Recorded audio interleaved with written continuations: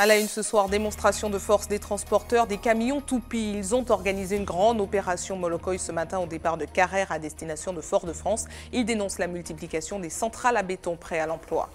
Jour de vote pour la Fédération des socialistes de Martinique. Les adhérents doivent élire leur nouveau secrétaire général. Nous serons en direct du siège pour faire le point sur le déroulement du scrutin.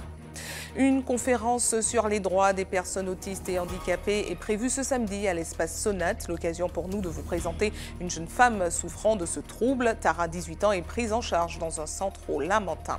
Et puis le coup d'envoi de la 33e édition du Trophée de la Caraïbe a été donné cet après-midi. Michael Stanislas de l'UCS s'est imposé devant Thierry Rago de l'ECD et Laurent Néror du CCV.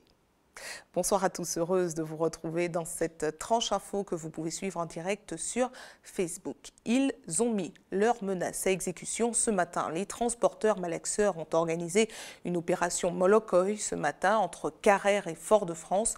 Un mouvement pour dénoncer la multiplication des centrales à béton prêts à l'emploi sur les chantiers. Selon eux, cela crée un manque à gagner pour eux. Depuis quelques années, ils ont donc effectué un circuit en finissant à la centrale de fabrication de ciment à la Pointe des Grives. Reportage de Guy Raphaël René. Parti de l'échangeur de Carrère, c'est un convoi d'une soixantaine de camions toupies qui a investi la RN5. Une opération pour dénoncer le manque à gagner induit par la concurrence qu'il qualifie de déloyale des centrales de béton prêtes à l'emploi. Un combat entamé en 2012 à l'époque du conseil régional. Si on reprend les statistiques de la cimenterie, aujourd'hui on a le BTP c'est moins 60%. Dans les 40%, il y a 10% qui sont partis dans les centrales de chantier. Donc ce qui fait que c'est la mort asphyxiée pour les transporteurs. 10% de travail en moins pour vous? Absolument. Il y a deux problèmes, moi je dirais. Il y a deux soucis. Il y a le souci où nous, ça fait du travail en moins pour nous. Ce sont des logements sociaux qui se font comme ça, sur des bâtiments. Et il n'y a pas de traçabilité aussi concernant ce béton-là. Ce béton qui est fait pour moi aujourd'hui, avec les normes qui sont imposées aux centrales BPE. Ce béton-là est fait n'importe comment et qui n'est pas aux normes.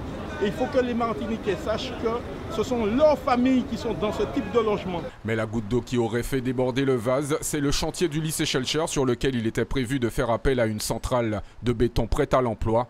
Un marché de 32 000 mètres cubes de béton. On a réagi, la CTM a vu que c'était tout à fait normal. Ils ont fait le retrait de cette centrale. Mais aujourd'hui, on continue à se battre sur les chantiers, plus particulièrement les bailleurs sociaux, les HLM. Il n'y en a pas beaucoup, il y a les HLM, Azanam et puis Yassima, qui ne fonctionnent même plus comme ils faisaient avant sur les appels d'offres, mais c'est par appel au projet, et dont les promoteurs mettent à leur disposition, voire des terrains et des fonciers, et puis ils revendent clé en main aux bailleurs, c'est ce qu'on appelle les opérations VFA.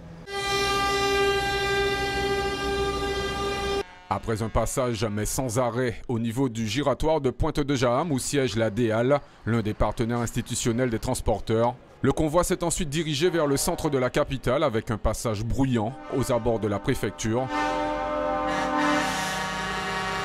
où devait se tenir une réunion avec les acteurs du BTP.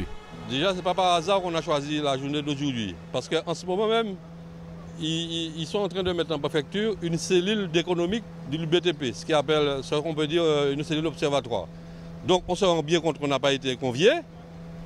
Je ne m'en prends pas pour cela, mais cela, on en profite pour leur dire qu'on est là et on fait partie du BTP. Et que si les malaxieurs ne tournent pas, il n'y a pas de béton. S'il n'y a pas de béton, il n'y a pas de BTP. Pourquoi vous ne vous êtes pas arrêté à la préfecture et à la DEAL? Vous avez bien vu qu'on a ralenti, mais par souci pour les usagers. Pour gérer 60 camions au centre-ville, c'est quand même pas facile. Donc on a pris la décision de venir ici un petit peu de plus. Il faut dire que la cimenterie, vous voyez qu'on n'a pas bloqué la cimenterie, mais c'est pour un stratégique, c'est là que sort le ciment, c'est pour ça qu'on est là. On a déjà eu une réunion avec le préfet où on a dénoncé cela, donc il est parfaitement conscient du problème. Il a mené en fait des investigations qui ne sont pas terminées pour voir le nombre de centrales qui existent et puis comment est fabriqué ce béton. Il y a des tests également qui vont être faits sur ce béton. Et nous, on va se retourner simplement contre l'État. Enfin, on attend que l'État intervienne davantage. Fin de parcours à la cimenterie de la Pointe des Grives à la mi-journée. Des transporteurs qui ont prévu de durcir leur mouvement si un engagement en leur faveur de l'État et de la CTM n'intervient pas dans les jours à venir. Les étudiants grévistes ont été reçus hier soir par le président du conseil exécutif. Un moment d'échange pour faire le point sur le retour possible des mises en cause dans l'affaire du Sérigmia.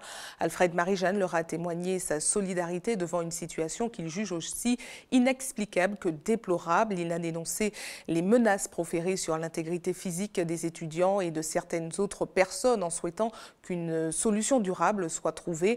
La mobilisation des étudiants continue, mais le syndicat SNPTES du campus de Schœlcher regrette cette situation en appelant à la liberté de penser, de dispenser et de suivre des enseignements, de travailler et également de circuler. Attention! Un mouvement social est prévu demain à Air France. Nous concernant, c'est le vol AF 605 au départ de Cayenne à destination de Fort-de-France et de Pointe-à-Pitre qui sera annulé.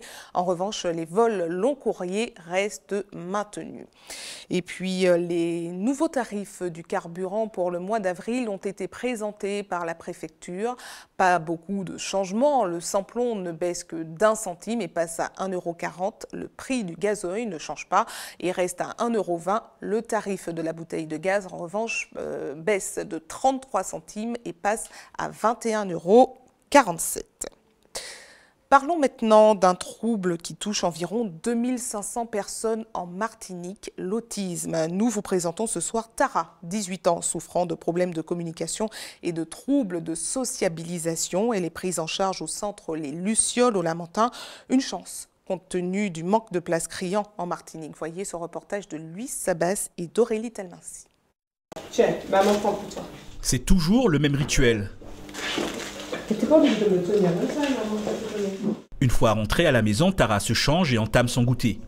Âgée de 18 ans, la jeune femme souffre d'autisme.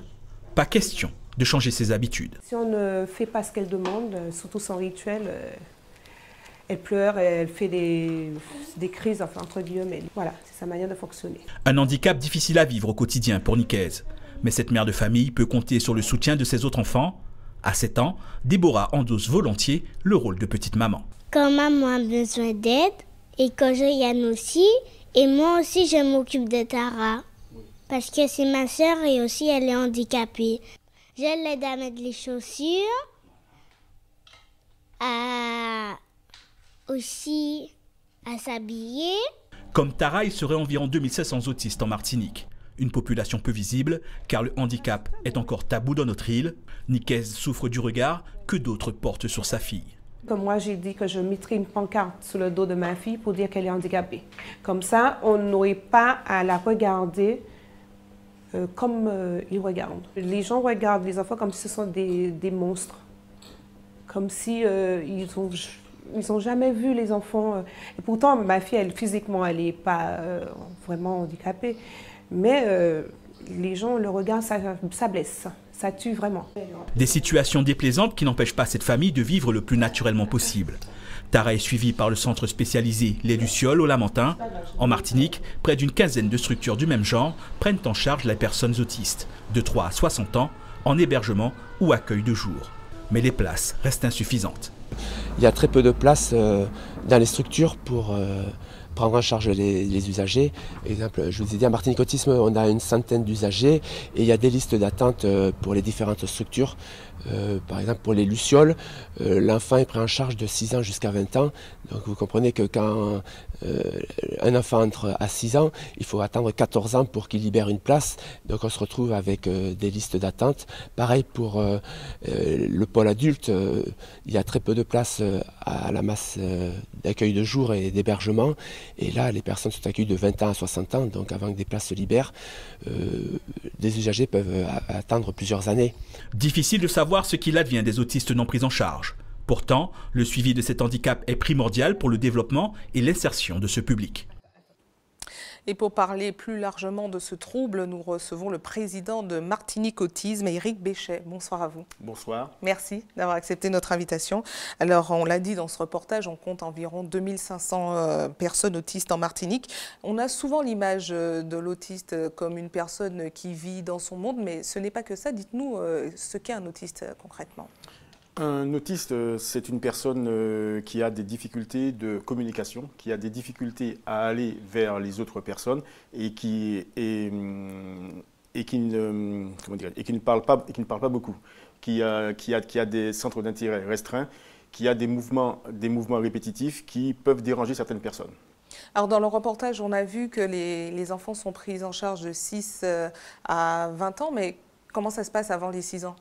Avant les 6 ans, je prends l'exemple de Martinique Autisme qui a une petite unité d'enseignement maternel où l'on accueille 7 enfants en inclusion scolaire, c'est-à-dire dans une école. 7 enfants. Okay. 7 enfants, parce que le gouvernement a décidé de ne créer qu'un seul établissement par département. Et donc, nous avons en Martinique une petite unité qui accueille 7 enfants. Ces 7 enfants sont pris en charge à la maternelle pendant toute la durée de la maternelle, soit 3 ans. Et ensuite, donc, ces enfants sont soit inscrits en classe normale, si je puis dire, parce que c'est l'objectif d'intégrer une classe de CP, ou alors soit ils restent dans notre établissement qui est les Lucioles, ou encore dans des classes spécifiques. Et est-ce que les écoles sont sensibles à accueillir les enfants autistes? Est-ce que c'est facile d'inscrire son enfant? Ce n'est pas facile d'inscrire son enfant puisque, comme on l'a vu dans le reportage, il y a le regard des autres, il y a le regard des autres qui peut tuer. C'est vrai qu'il est difficile pour beaucoup de personnes de placer ou d'inscrire leur enfant en compagnie d'autres enfants qui sont handicapés. J'ai discuté ce midi avec un parent qui a été dans ce cas-là et qui a vécu cela très très mal. Et que deviennent, alors on a bien compris dans le reportage que c'est très difficile d'obtenir une place, que deviennent ceux qui n'ont pas eu de place? Que font les parents, que font les familles? Malheureusement, quand il n'y a pas de place, la personne autiste, elle reste à la maison. C'est vrai que le nombre de places est extrêmement limité en Martinique. Donc les parents doivent arrêter de travailler, c'est ça? Les parents doivent arrêter de travailler. Je prends le cas de mon épouse qui a arrêté de travailler depuis la naissance de notre enfant. Ça fait maintenant 19 ans. Et quelles sont les aides quand on arrête de travailler? Parce que j'imagine qu'il y a un manque à gagner. Comment ça se passe? Tout à fait. Donc c'est l'objet de la conférence qui va se faire samedi matin, les droits de la personne autiste handicapée. Où là donc on va prendre connaissance des droits qui peuvent être attribués aussi bien à l'enfant qu'aux parents. Quelles sont les actions de Martinique Autisme? Quels sont vos rapports avec les élus, par exemple? Nos rapports se sont nettement améliorés. J'ai pu participer personnellement au schéma de l'autonomie qui a été présenté par la CTM et nous espérons vraiment que ce schéma permettra de créer des établissements en faveur des personnes autistes qui sont en Martinique. Et alors on a parlé de certains types d'enfants autistes, mais il y a aussi, enfin on entend parler de ceux qui sont finalement de vrais génies. Comment ça se passe en Martinique? La prise en charge, la détection? Il est exact qu'il y a différentes formes d'autisme. Nous avons des personnes qui sont intellectuellement supérieures à beaucoup d'autres. Qui ont de très fortes capacités intellectuelles et voire manuelles aussi. Et il y en a d'autres, malheureusement, qui n'ont pas ces possibilités-là et qui ont aussi des pathologies associées, soit l'épilepsie, le diabète ou autres, toutes sortes de pathologies qui peuvent freiner l'évolution de l'enfant et restreindre son autonomie. Ce à quoi Martinique Autisme travaille énormément pour que les personnes autistes puissent devenir le plus possible autonomes et s'épanouir dans la vie courante. Alors, dernière question pour ceux qui veulent en savoir plus et plus longuement. Vous prévoyez une conférence sur les droits des personnes autistes et handicapées ce samedi de 9h à 13h à l'espace Sonate. À qui ça s'adresse? Comment faire pour y participer? Alors, l'objet de cette conférence débat, c'est les droits de la personne autiste handicapée, mais ce n'est pas seulement destiné à ce type de population. Donc, nous pouvons accueillir aussi bien des parents, des professionnels, des aidants aussi. Et d'ailleurs, notre liste d'invités est conséquente. Nous avons tout type de personnes. C'est ouvert au grand public? C'est ouvert au grand public, c'est gratuit Et bon, malheureusement, compte tenu de la journée fériée qui est demain, pour plus de renseignements, je donne le numéro de portable, le 06 96 89 21 51. Très bien. Merci à vous d'avoir répondu à nos questions. Nous partons maintenant en Guyane avec un retour sur la marche en hommage à la mobilisation générale de l'année dernière. Les 500 frères et le collectif Trop Violence ont convié la population à un meeting bilan de cette année écoulée depuis les mouvements. Voyez ce reportage de Pierre Tréfou. C'était il y a un an, le 28 mars 2017, 8000 Guyanais descendent dans les rues de Cayenne, marquant le deuxième jour de la grève générale illimitée. Un an plus tard, ce sont quelques 200 manifestants qui sont venus rappeler à la population cayennaise le combat qu'ils mènent. Aujourd'hui, il n'y a pas de mobilisation. L'année dernière, il y avait des barrages, toute la population pouvait venir, l'activité s'était arrêtée. On n'est pas du tout dans la même configuration. Moi, ce que je note quand même, c'est que depuis un an, les gens parlent, les gens disent, les gens se lèvent. Chaque fois qu'il y a un problème, maintenant, les gens parlent. Et c'est une bonne chose. Il faut continuer comme ça. Nous témoignons aujourd'hui du fait que la Guyane va changer. Et nous sommes en train de la construire. Pour moi, je ne l'ai pas vu encore. J'ai entendu que le préfet a fait une déclaration comme quoi l'action est là et que les élus n'ont pas de plan. Je dis d'abord que dans l'accord de Guyane, on a chiffré tous ceux qu'on réclamait d'urgence, c'est-à-dire 250 millions pour les lycées, 150 millions pour les collèges, et 40 millions pour le pont. On a tout chiffré, alors il suffit de faire l'adjudication pour savoir si vraiment on veut mettre du travail dans le pays. Malgré une faible mobilisation, la motivation des manifestants est restée intacte. Un an après, l'heure est au bilan. Sur les avancées, donc, pour ne pas citer le gouvernement Macron, il parle que toutes les 30 mesures du plan d'urgence sont engagées. On ne voit pas encore, ce n'est pas palpable, on verra bien. Sauf qu'il y a d'autres choses dans les accords de Guyane qui n'ont pas encore été engagées, tels que le plan additionnel et d'autres accords sectoriels qui n'ont pas pu être issus, n'ont toujours pas été repris jusqu'à présent avec l'État. Donc il reste des choses à faire toujours, on reste vigilant, on continue à alerter à différents niveaux. Mais maintenant on va commencer à rentrer un peu dans le dur parce qu'au bout d'un an, des choses auraient dû être faites, auraient dû être entamées, ce n'est pas le cas. Donc on va devoir maintenant faire comprendre à certaines personnes qu'il faut faire de façon à ce que les choses avancent dans le bon sens du terme. À Saint-Laurent-du-Maroni, une centaine de manifestants sont descendus dans les rues. Sans avoir mobilisé un grand nombre, les marcheurs rassemblés ont su rester déterminés. Nous restons en Guyane qui subit comme chez nous une invasion de sargasses. Les algues brunes ont envahi les plages de Cayenne, Awala Yalimapo et Rémire-Montjoly. Un désastre pour les professionnels du tourisme. Partons en Guadeloupe maintenant, où, comme chez nous, les campeurs seront nombreux à investir les plages pendant ce long week-end de Pâques. Chaque année, à la même période, il faut jouer des coudes pour trouver un bon emplacement. Et l'idée est de s'installer au plus tôt. Voyez ce reportage de Patrick Curie et Moïse Dexter.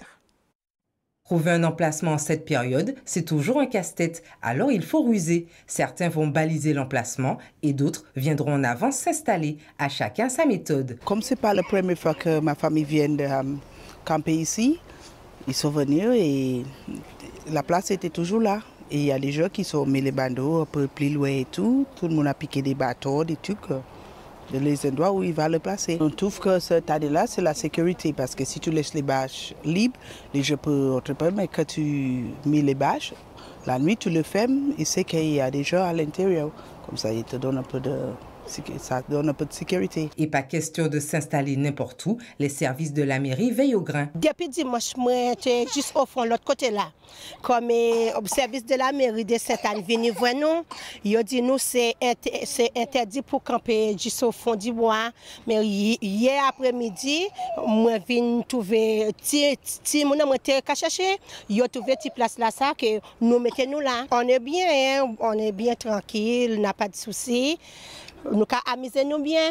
Pour certains, c'est au feeling qu'ils trouvent la place idéale avec parfois un aménagement atypique. L'emplacement là, c'est que j'aurais expliqué ça. Moi, je viens là, Après ça, moi, je trouve une petite place tranquille, c'est qu'on ça a marché au suivant. Après, des côtés, ça a limité, on ne peut pas y aller parce que c'est limité au suivant. Quand on voit, c'est faire un coco, on a pas de bâche, on a assez moyen, on prend bâche, on prend faire un coco et puis voilà. Et après, ça en fait un petit côté tranquille, quoi. Seul ou accompagné, trouver l'emplacement idéal reste important pour garantir le bon déroulement de ce week-end de Pâques. Restez avec nous à suivre dans cette édition. Nous parlerons sport. Outre le trophée de la Caraïbe, la deuxième demi-finale masculine de la Coupe de Martinique de basket s'est disputée au Hall des sports de Saint-Joseph, opposant le WAX et à l'USAC. Les jeunes de la sélection d'athlétisme se sont envolés aujourd'hui à destination des Bahamas pour les Carifta. Nous avons suivi les préparatifs de 3 d'entre eux. Et puis Hubert Bornil vous présentera des chasseurs de crabes en plein travail. C'est à découvrir dans notre JT des communes. Mais avant, parlons de la 33e édition du Trophée de la Caraïbe qui a commencé cet après-midi. Une première étape longue de 111 km qui a souri à Michael Stanislas de l'UCS. Il s'est imposé devant Thierry Rago de l'ECD et Laurent Néror du CCV. Le film de l'étape avec Caril Chassol et José Lecherti. 116 coureurs prennent le départ de cette 33e édition du Trophée de la Caraïbe. Au menu, 111 km et 4 prix de la montagne, dont 2 ascensions de Valat.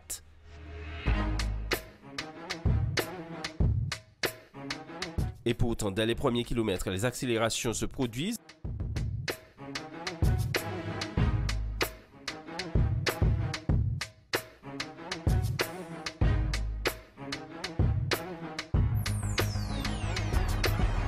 Mais rien de significatif.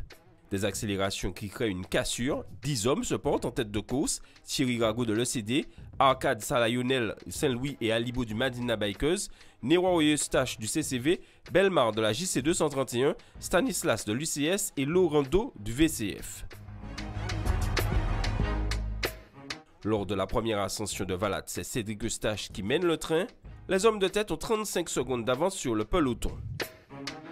Au Vauclin, les 8 hommes de tête ont 25 secondes d'avance sur Salayonel et Nubul.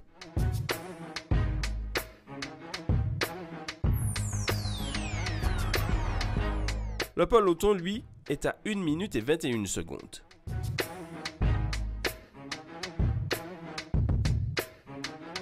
Avant Monco Baril, le duo qui chassait derrière le groupe de tête l'intègre. Les kilomètres défilent et l'écart entre le groupe de tête et le peloton augmente. d'1 minute 40 à Trois-Rivières.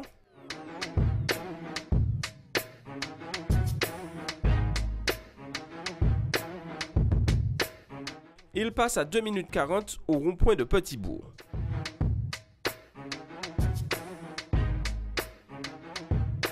Saint-Esprit, puis deuxième ascension de Valat.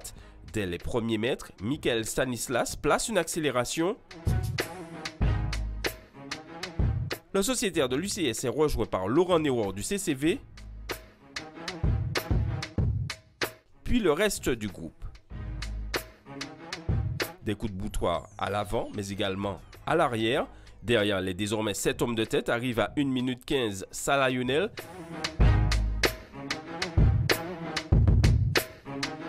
Et à 1:35 Alibo. Un groupe de contre-attaque avec Rosou et Pleubert notamment est à 1 minute 41 secondes.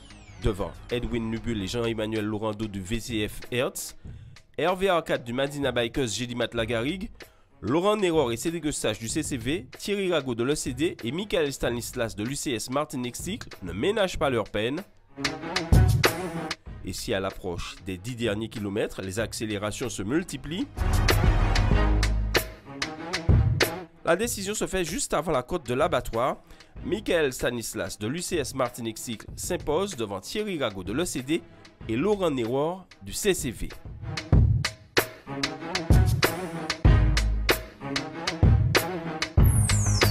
Je connaissais le parcours. Vous savez que je viens de Ducos. Donc ici, j'ai à cœur de bien faire. En tout cas, cette première victoire, j'ai vu que le public était au rendez-vous. Ils m'ont donné des ailes, ils m'ont donné la force pour moi arracher cette première victoire et porter le premier maillot jaune du Trophée de la Caraïbe. Pour moi, c'était de faire une belle course, de gagner le maximum de temps. Mais Après, pour gicler sur le terrain, il ne manquait pas quelque chose. Ça allait. Gagner, c'est bien. Pour un jeune, c'est bien. Après, c'est une grosse charge de travail pour mon équipe. J'ai pas une grosse équipe comme l'année dernière. Alors, je fais que les moyens du bord et on va gérer au maximum, au mieux. C'était vraiment dur. On a essayé de limiter la casse, on a essayé de placer 2 coureurs quand même dans les 10 premiers. Chose faite, donc on est quand même satisfait. C'est vrai qu'elle se résumait à 8 hommes devant, mais il y avait des coureurs qui étaient dangereux à l'arrière, qui ont perdu 2-3 minutes et après qui ont fait le forcing dans les 20 derniers kilomètres pour revenir. On sait qu'on avait des garçons comme Willy Roseau derrière, Michael Laurent derrière. Donc ces garçons-là ont voulu réduire l'écart en sachant que demain il y a le contre-la-montre et puis il reste encore 2 étapes. Il ne faut pas perdre trop de temps à la première étape si on veut ne pas perdre le trophée. Là on ne peut pas dire qui va gagner, mais les coureurs qui ont déjà perdu plus de 10 minutes, c'est sûr qu'ils ne vont pas rattraper ça. Deuxième étape demain 14 h avec un contre-la-montre de 21 km.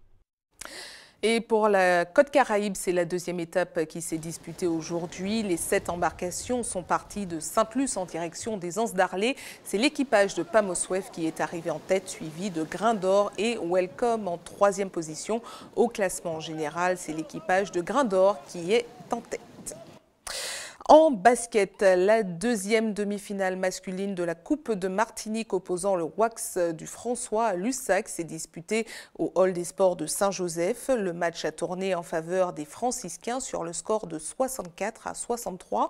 Ils sont donc qualifiés pour les finales et vont rencontrer le Golden Lion de Saint-Joseph. Le récit de la rencontre avec José Le Cherti.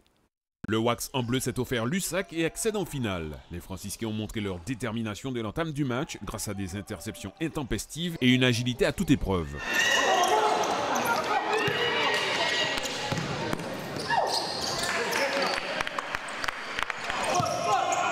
Les hommes de Ramassami n'ont pas fait dans le détail, ils remportent les 2 premiers quarts-temps. À la pause, le score est de 35-26. Au retour des vestiaires, la donne change, Lussac se montre plus revanchard, le Wax pêche dans la finition, les franciscains accusent le coup physiquement et se font rattraper au score, 40 partout.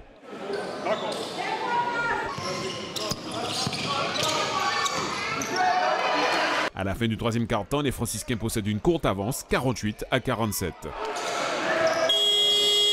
Une avance que les Fleury-Alais mettent à mal une seconde fois, 51 partout. Les Fouillalais, loin d'abdiquer, haussent le niveau de jeu. Ils font le break avec 3 points d'avance. Mais c'est mal connaître cette jeune équipe du François. Le Wax puise dans ses ressources pour revenir au score, 58 partout.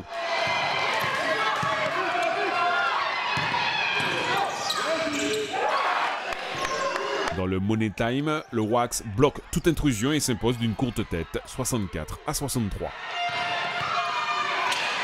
C'est un travail collectif, du fait que depuis le début de l'année, on investit tous les joueurs, du début jusqu'à la fin. Donc, on investit tous les joueurs du début jusqu'à la fin, donc ça fait que dès qu'il y a un changement et une rotation, on a des joueurs qui répondent présents du 1er au 10e joueur de l'équipe. 1, 2, 3 Le Wax, c'est sa première, on dira, en finale de la Coupe de Martinique. C'est l'équipe qui est seconde avec 3 défaites dans le championnat. Ils ont prouvé ce soir qu'ils sont solides. Donc ça devrait donner une belle finale, en tout cas une finale inédite, c'est surtout ce qu'il faudra retenir. Chez les femmes, le Golden Lion est qualifié. Ce soir à 20 h, nous connaîtrons l'adversaire des Joséphines à l'issue de la rencontre opposant l'Éclair à la Gauloise. Et pour refermer ce chapitre des sports, les jeunes athlètes de la sélection d'athlétisme de Martinique ont quitté l'île ce matin en direction des Bahamas où ils prendront part au Carifta Games.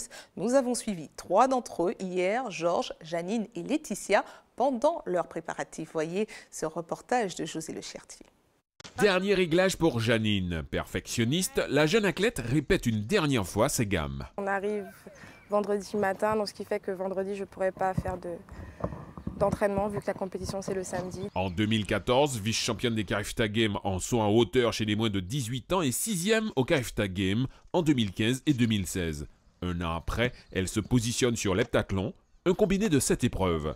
Un challenge qu'elle devra relever face aux Jamaïcaines. C'est une épreuve nouvelle pour moi, donc je l'appréhende avec beaucoup pas de stress, mais d'appréhension. Mais je pense que ça va bien se passer. L'objectif a été défini depuis il y a 1 an, qu'on a regardé les résultats l'année dernière. On s'est dit, bon, cette année, on va tester l'heptathlon. Et bon, le premier heptathlon de l'année en février, elle a réussi les minima et on a continué à travailler dessus. Pour Georges, pas de stress. S'il est plus à l'aise sur la piste que dans les branches, c'est avec confiance qu'il aborde ce grand rendez-vous avec le titre de vice-champion des Carifta en 2017 sur 3000 mètres. L'année dernière, j'ai eu le temps de faire les Carifta, donc je suis un peu habitué avec cette course-là. Vu les entraînements que je fais, je crains moins les Jamaïcains qui étaient arrivés devant moi.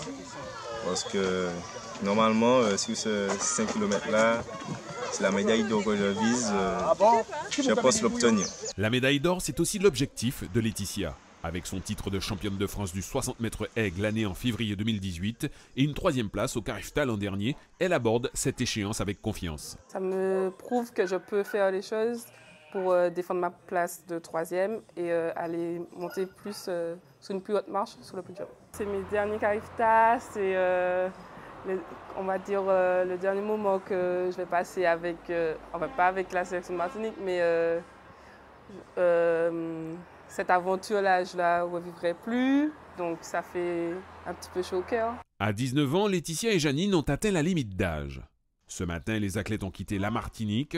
Début de la compétition ce samedi 31 mars à 9 h par la première session d'heptathlon. Au chapitre politique, les socialistes de Martinique changent de patron ce soir. Frédéric Béret se retire. Les adhérents de la Fédération socialiste de Martinique doivent donc voter en ce moment même pour élire leur prochain secrétaire général. 2 candidats sont en lice, Béatrice Bellé et Charles-Albert Hélénon. Alizé Lutran est dans l'un des 5 bureaux de vote à Fort-de-France, au siège de la Fédération socialiste de Martinique. Elle va nous expliquer où en sont les votes. Regardez. Eh bien, dans environ 1 heure, la totalité des bureaux de vote fermera, comme ici à Fort-de-France, où depuis 17 h, seule une vingtaine de votants sont venus. Il y en a 139 au total, 139 électeurs adhérents de la Fédération socialiste de Martinique. Et après 2 mandats et 6 ans à la tête de cette fédération, Frédéric Béret s'en va. Il raccroche.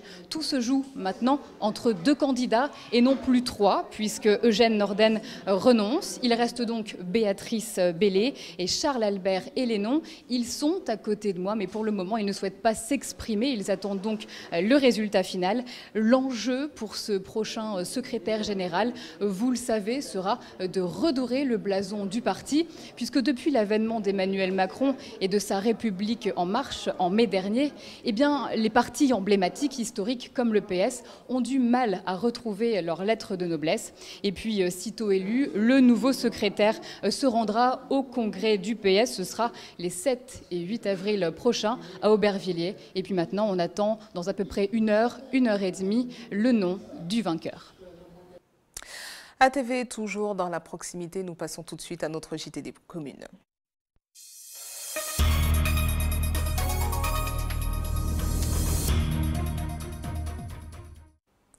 Un JT des communes qui vous emmène à Carrère où une journée porte ouverte a été organisée aujourd'hui dans le cadre de la semaine alternative aux pesticides. Et une occasion de mieux comprendre le monde de la culture organique. Parents et enfants ont pu visiter le site avant de fabriquer leur propre jardin. Voyez ce reportage d'Alizé Lutran et de Michelet François. Le compost, c'est tout ce qui vient de la nature. Donc on peut prendre des feuilles, de l'herbe, il y a du caca de cheval. Quand on a moins de 10 ans, certaines découvertes laissent quelque peu perplexes. Alors pour comprendre comment naissent les fruits et les légumes, la matinée à la ferme débute par une visite guidée du potager et il y a du travail. Qu'est-ce que tu as dans la main là? Carotte. Et est-ce que tu sais comment ça pousse une carotte? Non. Alors qui pensait que les pastèques poussaient dans les arbres? Moi. Et ben voilà, maintenant tu sauras que ça pousse par terre. Ananas, aubergines, tomates, laitue, ici tout est cultivé sans pesticides. Les engrais naturels qu'on utilise, on fait du purin d'ortie, purin de citronnelle. Donc c'est une macération, on fait macérer dans de l'eau pendant quelques temps et donc ça nous permet de traiter contre certains ravageurs de façon naturelle. Après on fait aussi des associations de légumes.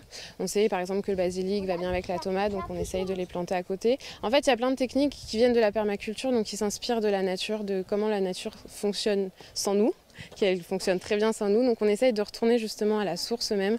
Des techniques de culture ancestrale que ces parents ont à cœur de faire découvrir à leurs enfants. C'est important pour qu'elles puissent voir comment les fruits et les légumes sont plantés, voir comment ça se passe et puis bon, un peu approfondir ses connaissances sur découvrir de nouveaux fruits, de nouveaux légumes, d'autres espèces que ce qu'on voit forcément au supermarché, ce qu'on a à la maison. C'est plus intéressant, je trouve, de soutenir leur projet entre guillemets et d'acheter ici plutôt qu'au supermarché ou en grande surface, de revenir un peu comme avant, quoi.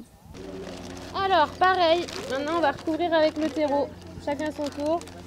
Il est temps de mettre en pratique la leçon. Les enfants confectionnent leur propre potager 100% naturel. Tu fais ton petit trou et tu le plantes. Et tu vas renverser, je ne vais pas le remplir. Et du coup, vous avez encore de la place si vous voulez planter des autres trucs. Hein. Si vous avez des graines de goyave à la maison, des graines de tomates. Moi, j'ai pris la laitue et le concombre. Si on mange des produits chimiques, c'est pas bon pour le corps. Depuis 10 ans, l'association Active gère la ferme solidaire de Carrère, 1 hectare de terre cultivée sans aucun produit chimique, un modèle qui a le vent en poupe. Les gens nous demandent de plus en plus, ils veulent s'assurer réellement que quand ils achètent des produits chez nous, que ce sont des produits qui ont été cultivés sans produits chimiques. Et justement, c'est l'intérêt pour nous aujourd'hui d'ouvrir nos portes, pour montrer aux personnes nos pratiques, notre façon de travailler, montrer que vraiment on est vraiment dans une perspective de cultiver les produits sainement. Les enfants récolteront bientôt les fruits de leur labeur, gage d'une meilleure alimentation. De plus en plus de formations voient le jour chez nous pour apprendre à cultiver bio. À la veille du week-end de Pâques, les chasseurs de crabes sont dans les starting blocks et il faut dénicher les plus beaux spécimens pour les revendre au bon prix. Hubert Bornil en a rencontré quelques-uns en plein travail. Regardez. Tout d'abord, pour pêcher crabe, il faut qu'on trouve un bon bas-bras, un côté qui est belle, un côté qui est en bon terre. Et c'est ça qu'on a créé en sorte de marécage en bas comme ça. Justement, c'est nom là, il est parti pour crabe là, nous allons profiter, suivre en état là. Monsieur, bonjour. N'est pas pêcheur de crabe qui veut. En créole, il y a dit un crabier. Pour commencer, il y a la ratière. En Martinique, c'est le nom que l'on a donné à cette petite boîte qui piège les crabes. Tous les années, nous sommes obligés de faire ça, puisque c'est Pâques, c'est la Pentecôte, c'est le jour J. Donc, nous allons profiter de ces jours-là, mais nous ne pouvons pas attendre avant l'air, parce qu'il y a une date pour tenir. À l'intérieur de la mangrove, chaque pêcheur est capable de surveiller de très loin sa ratière. Couleur, inscription particulière, tout le monde y a un système pour matcher ratière. Passons à une autre étape tout aussi importante, la pose. Là encore, il faut aussi savoir repérer les bons trous de crabe. Ça c'est un crabe ciseau. Oui. Vous connaissez tous ces crabes là? Non, la plupart. Hein. Ciseau, c'est qui ça? La deux pinceaux identiques. Et puis, normalement, leurs cacas sont plus fins et sont plus longs. Une grosse crabe là aussi, on ne peut pas pêcher les petits crabes. Il y a une dimension à respecter. Il y a une dimension pour qu'on respecte. Si vous ne respectez, vous êtes obligé de la gueule. Même si vous pouvez, vous êtes obligé de la gueule, puisque il y a une dimension pour vous obligé de combien de centimètres? 5 cm. Et pour connaître grosse crabe là, on dit dans tout, là aussi, ni en technique. Ça sous crabe là, on a 600 gros crabes, 600 petits crabes. Si crabe là trop petit, c'est parce que crabe là petit aussi. Donc, on ne peut pas attendre la chébelle. Eh bien, nous sortions tout crabe là, actuellement, nous n'avons pas de crabe là. Alors, c'est qui ça? Tu as un saucan. Mais il est bien vite. C'est pour les autres. Faut ça, belle. Ça, c'est crabe, mais c'est malingo qui là. Ah, mais c'est malingo. Regardez ça. Eh bien, avant, tu mettez un guidon. Et c'est la fin de votre journal local et régional. Mais ne bougez pas, la tranche info continue. On se retrouve dans une poignée de secondes avec Régine Germani, toujours en Tchèque. A tout de suite.